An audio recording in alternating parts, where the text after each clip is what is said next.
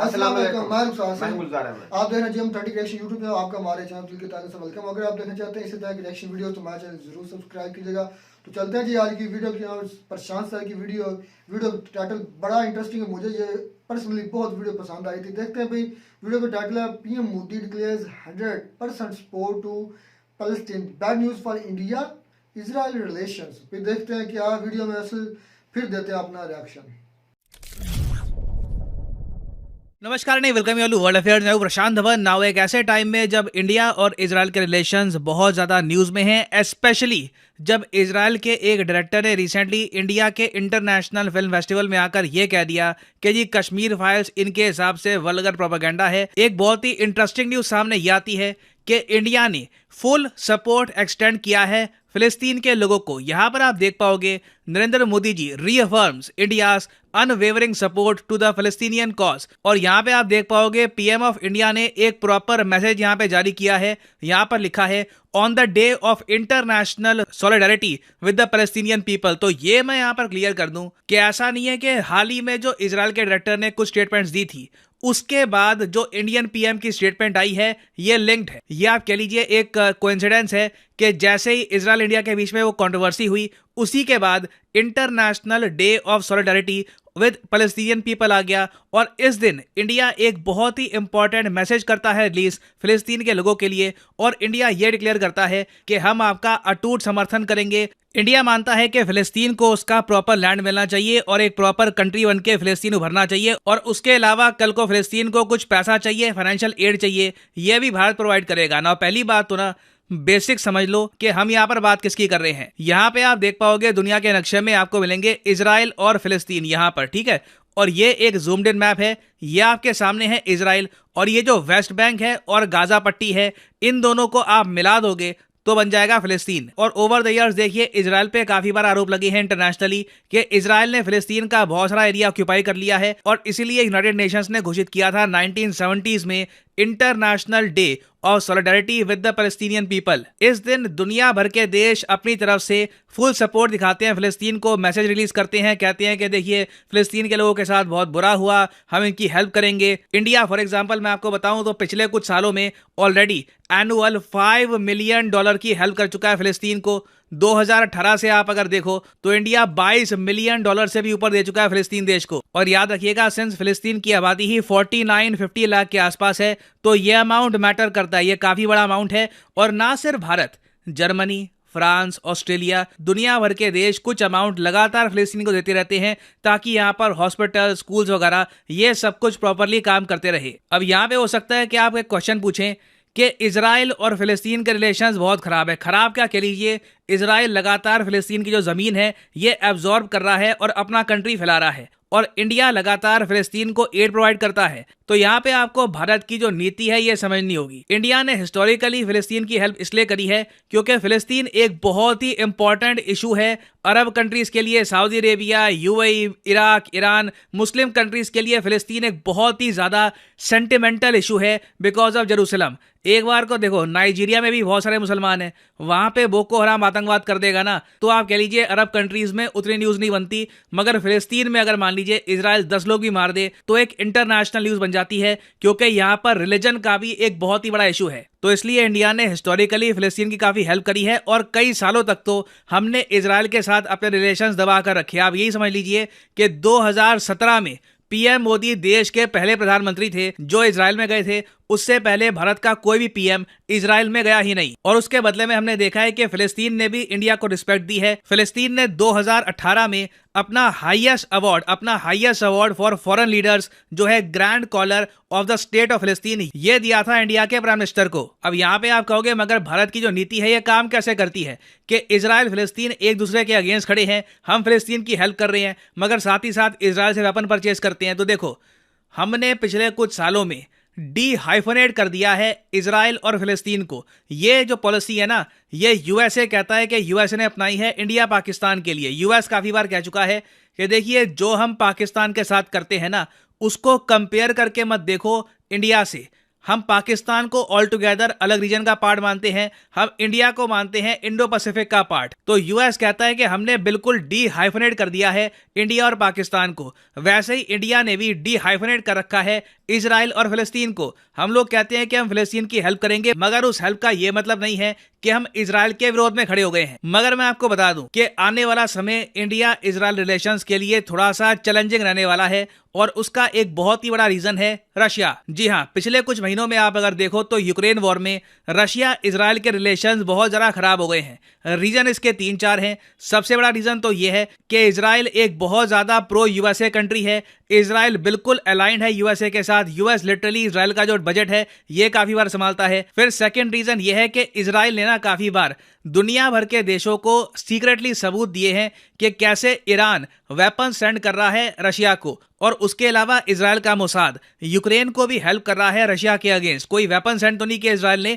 मगर इंफॉर्मेशन बिल्कुल Israel share करता है यूक्रेन के साथ। अब रशिया ने अचानक से इजराइल के अगेंस्ट स्टेटमेंट देनी स्टार्ट कर दी है। हाल ही में यूनाइटेड नेशंस में रशिया ने यह कहा कि इजराइल का जो अग्रेशन है वेस्ट बैंक पर, वेस्ट बैंक ये हो गया फिलिस्तीन का, यहां पर जो इजराइल का अग्रेशन है ना, ये 2005 के अग्रेशन से भी आगे निकल चुका है। ये रिसेंटली कहा है रशिया ने, और इजराइल भी इसके जवाब में कह चुका है कि जिस तरीके से रशिया ने अपने रिलेशंस ईरान के साथ बहुत ज्यादा स्ट्रांग कर लिए हैं, तो भविष्य में ईरान के साथ न्यूक्लियर डील करने का सवाल पैदा होता ही नहीं है। और कहीं ना कहीं मैं आपको बता दूं कि रशिया का जो बहुत ज्यादा हार्ड स्टांस है इजराइल के अगेंस्ट, इसका इंपैक्ट आपको इंडिया पर भी दिखेगा। इवन दो मैं आपको ये बता दूं, अभी रिसेंटली आपने देखा होगा कि जिस तरीके से इजराइल के जो एक डायरेक्टर हैं उसने काफ़ी कंट्रोवर्शियल बातें बोल दी। उसके बाद इजराइल के जो एम्बेसडर थे वो माफिया मांग रहे थे, कह रहे थे कि मैं काफ़ी अशेम्ड फील कर रहा हूं। उसका एक बहुत ही बड़ा रीजन ये भी है कि इंडिया सबसे ज्यादा वेपन्स बाय करता है इजराइल से। India is the largest arms buyer of Israel. वैसे आप अगर देखो तो हमारे सबसे ज्यादा वेपन्स आते हैं रशिया से, मगर इजराइल के दृष्टिकोण से हम सबसे बड़े बायर हैं इजराइल के। और इजराइल को उम्मीद है कि भविष्य में इनके 50% जो एक्सपोर्ट्स हैं डिफेंस के, ये इंडिया को ही जाएंगे। तो इसलिए इजराइल ने यह कहा है कि चाहे इंडिया लगातार पैसा भेजता रहे फिलिस्तीन को, या फिर अभी जैसे पीएम मोदी ने पूरी ये चिट्ठी लिखी है कि जी हम फिलिस्तीन के साथ खड़े हैं, अनवेवरिंग सपोर्ट टू फिलिस्तीन। इजराइल काफी बार कह चुका है कि फिलिस्तीन इशू से इंडिया इजराइल रिलेशंस डिमिनिश नहीं होते। हम समझते हैं कि इंडिया की कुछ ऑब्लिगेशंस हैं, इंडिया पूरी करेगा। फिलिस्तीन को इंडिया लगातार एड प्रोवाइड करता रहेगा।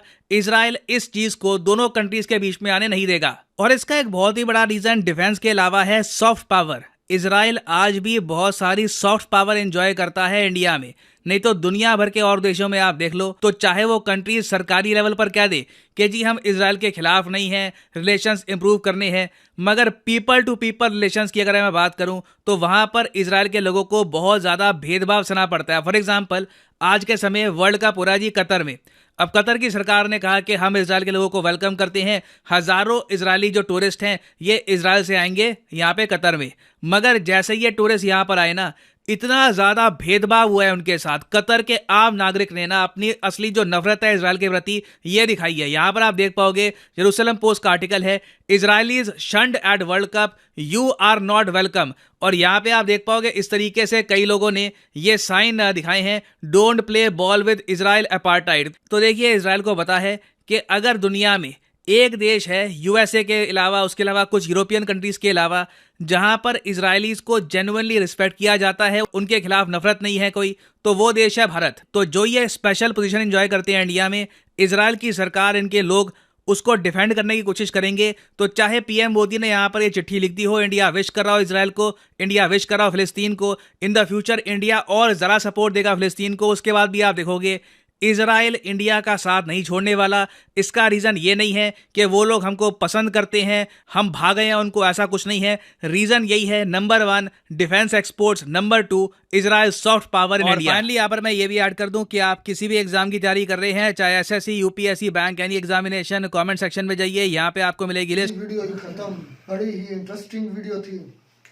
यार। इस वजह से कहते हैं कि इंडिया का दुनिया पर सिक्का चलता है। देख ले कि वो बरमला मोदी साहब ने बकायदा एक चिट्ठी लिखी है, खत लिखा है फलस्तीन के लिए, और उन्होंने साथ ही साथ फलस्तीन के लोगों का भी दिल जीता है और साथ ही साथ इजराइल के लोगों का भी भरम रखा। तो मैं ये रुखसार भाई बात करता हूँ कि ये पाकिस्तान ने बात की होती तो इजराइल इसको बात को पूरे अमेरिका में नहीं, पूरी पूरे वर्ल्ड में फैलाता कि जो पाकिस्तान है वो इसराइल का वो फलस्तीन की इमदाद कर रहा है।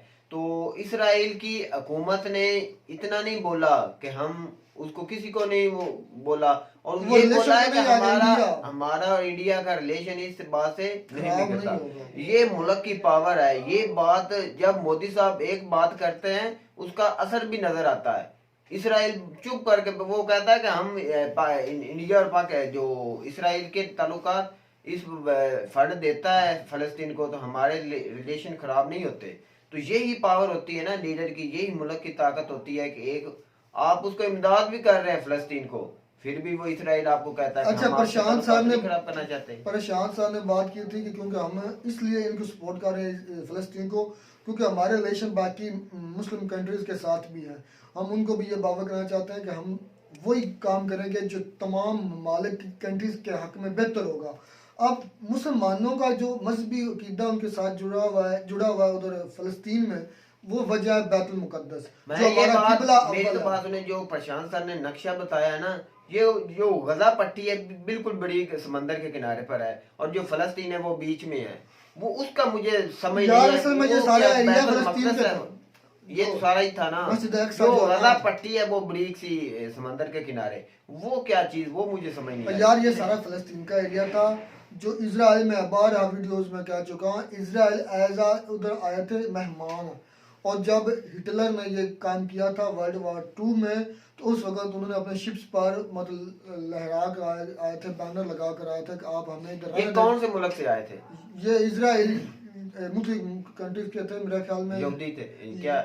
मुझे इनके कंट्री का एग्जैक्ट नहीं पता, Exact सॉरी पता टू से, लेकिन इतना मुझे पता है कि मैं कोई भी गलत यूरोप बात से नहीं फैलाऊंगा। नहीं, यूरोप से आए थे, अमेरिका से आए, कहाँ से आए मुझे थे? पूरी दुनिया से आए थे। पूरी दुनिया से जब ये इनको हिटलर ने हिट किया, जैसे होलोकॉस्ट हुआ था। ये तासुब दिया जाता है ना, इधर एक दीवार है जहाँ पर हम खाना काबा जाते हैं ना, उनको वो भी जो सारे यहूदी हैं वो इस दीवार के पास आते हैं, गिरिया जारी करते हैं। हाँ, दिया बिल्कुल जारी। ऐसे ही है। और ये इसीलिए वो गजा पट्टी नहीं छोड़ना चाहते हैं। यार ये जो बैतुल मुकद्दस है ना, ये वाहद ऐसी जगह है जो तीनों मजहबों के लिए ना बड़ी मुकद्दस है। मुसलमान के लिए, क्रिश्चियन के लिए और यहूदियत के लिए, ये तीनों मजहब के लिए।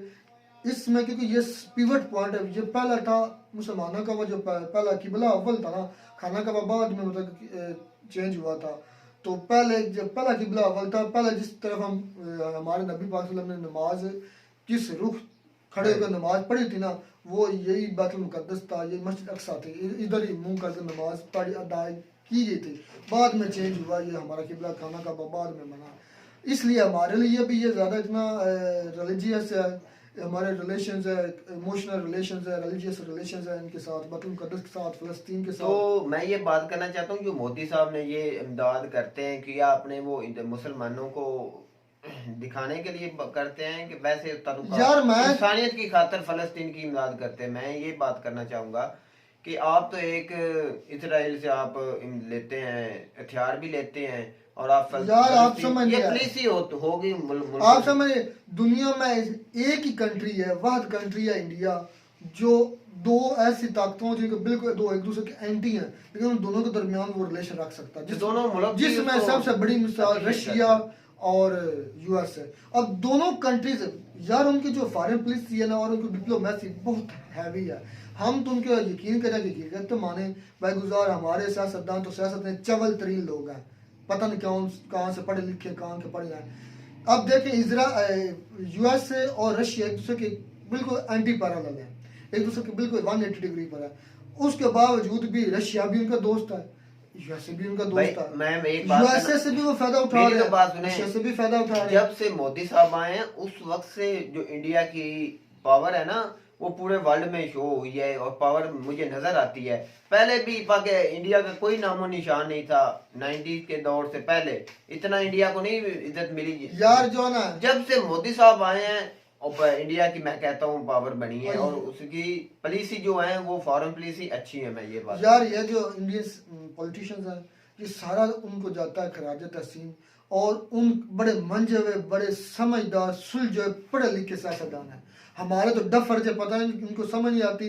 सबसे ज्यादा मुझे गुस्सा अपने खान पर आता है।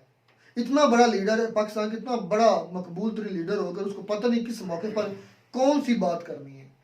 और वो बात भी कहा जाता है जो पाकिस्तान की सलामती के लिए फिर उस पर पछताता है, फिर यू टर्न लेता है। तो मेरी तो बात सुने, जो हालात हैं पाकिस्तान के इस वक्त खान को मिले हैं ना, वो मैं कहता हूँ बहुत मुश्किल हालात हैं। उसमें वो फंस चुके हैं ना, उसके साथ जो पॉलिटिक्स में अंदर ऐसे लोटे हैं कि वो कुछ भी नहीं कर सकते। वो अपने वोट बैंक के लिए भी बात कर जाते हैं। मैं यही बात करना चाहूंगा कि ऐसी हालात जब पाकिस्तान को अच्छे मिलेंगे और खान जैसा लीडर मिलेगा तो फिर ही पाकिस्तान का कुछ हो सकता है, नहीं तो मैं कहता हूँ अल्लाह हाफिज ही है हमारा। तो इन दी एंड बात इतनी है, best wishes for Indians and Indian people and India country. उनको पढ़ लिखे, इसलिए वो तो हमें कहते हैं ना हर वीडियो में कि आप अपनी तालीम पर जोर दें, क्योंकि तालीम ही ये चीज है जिसको आप मद्देनजर रखकर। मेरी तो बात सुने, क्या हम इंडिया का मुकाबला कर सकते हैं? नहीं कर सकते, कोई कर सकते। इसलिए वो कहते हैं हमें जब नीचे मैसेज जाते हैं तो वो कहते हैं आप अपनी तालीम पर फोकस करें, क्योंकि हमने अपनी तालीम पर फोकस किया तो हमारे सियासतदान देखें पढ़े लिखे निकले हैं। अब उनको जो फॉरेन पॉलिसीज है वो समझ आती है कि कंट्रीज जो एक दूसरे के साथ रिलेशन किस तरह रखते हैं। अब देखें कि वो, मैं पहले बात कर चुका हूँ, रशिया यूएसए दोनों दूसरे के मुखालिफ, लेकिन दोनों से फायदा उठा रहा फॉरेन पॉलिसी जो है ना है। रुखसार भाई, तालीम का इसमें कोई, शाह महमूद कुरैशी हैं वो बहुत एजुकेट पढ़े लिखे हैं, पर वो जो मुल्क की इज्जत होती है ना उससे फॉरेन पॉलिसी की इज्जत होती है। इसमें पढ़ाई का इतना पढ़ाई बड़ी मांग भाई, जो भी फॉरेन मिनिस्टर बनता है वो पढ़ा लिखा ही होता है, पर इसमें इज्जत आती है आपकी स्ट्रॉन्ग कितनी कंट्री है, आपकी कितने मुल्क और में यार सिर्फ पहचान पढ़े है। लिखे होने से काम नहीं चलता। आप अमल यही बात करना ना। अमल अपनी तालीम को बरोकार लाना होता है कि आप इस्तेमाल करना होता है कि आपने किस मौके पर क्या काम करना है, क्या स्ट्रेटजी अपनानी है, क्या पॉलिसी बनानी है, ताकि आप हर लिहाज से बेहतर। तो मैं कहते हैं आपको हमारी वीडियो अच्छी लगी होगा, वीडियो अच्छी लगी हमारे चैनल जरूर सब्सक्राइब, मिलते हैं नए वीडियो से। तब तक दीजिए इजाजत। अल्लाह।